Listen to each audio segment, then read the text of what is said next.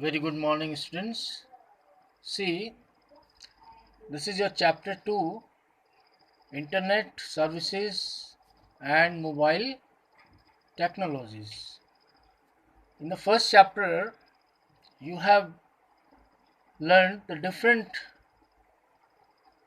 terms related to Internet, the basic terms of Internet or Internet basics.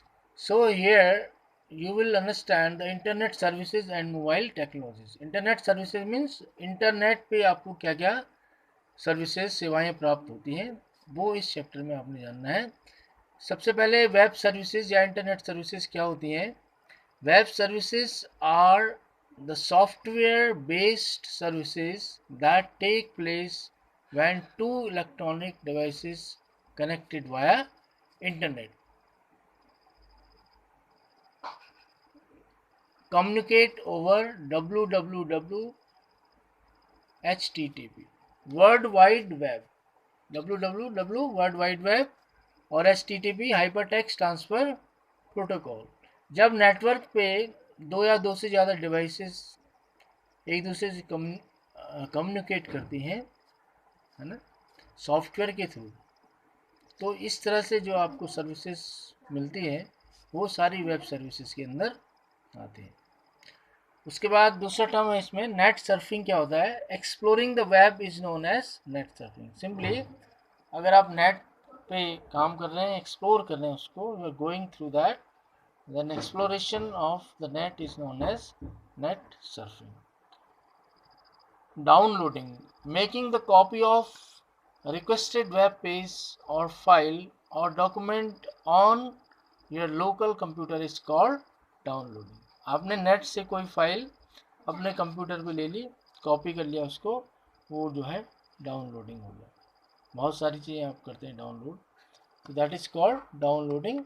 Making the copy of requested web page और file और document on your local computer is called downloading.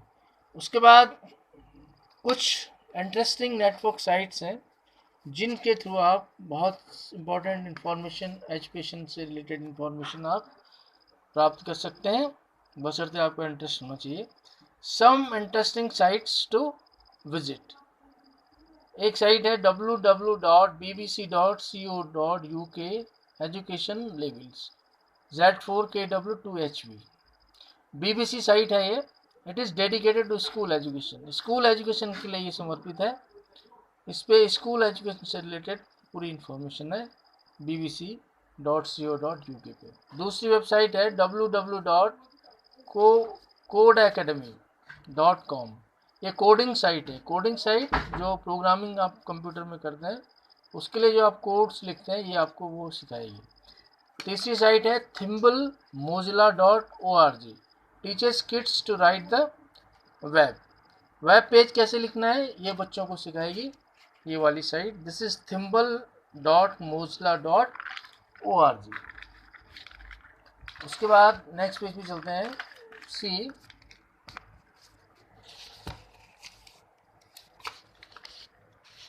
Next site है http, see है http www.discovery.com। It is a great source for nature and science programmes. Nature और science programmes के लिए बहुत ही great source है ये साइट जो है। आपने डिस्कवरी चैनल देखा होगा टीवी पे, this is similar to that, उसी के प्रोग्राम्स इसमें भी आते हैं।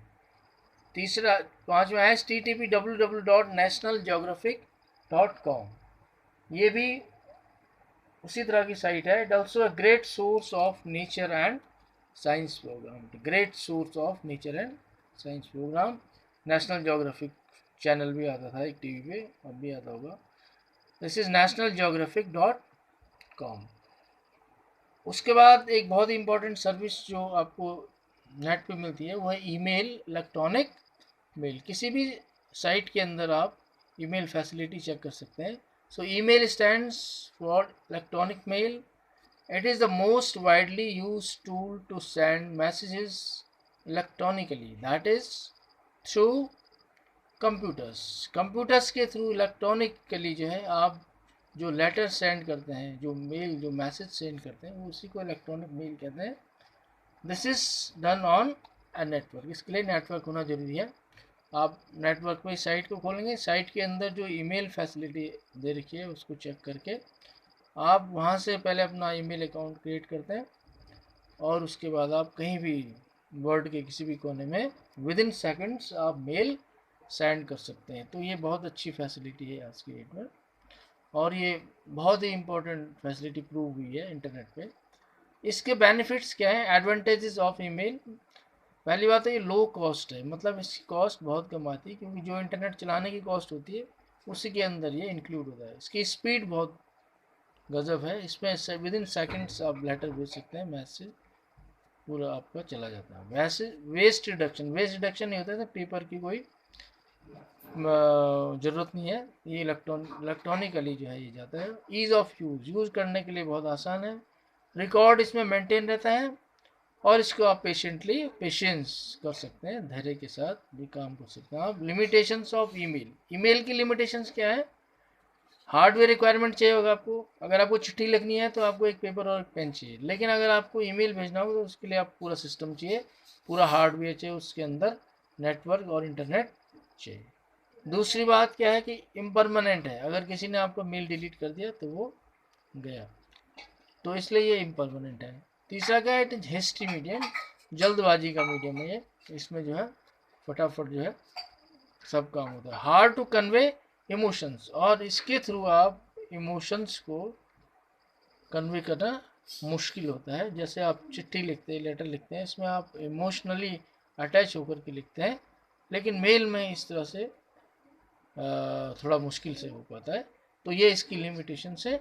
सो ये कुछ इंपॉर्टेंट वेब सर्विसेज हैं और इसके आगे भी हम और देखेंगे। So thank you and goodbye for now, see you.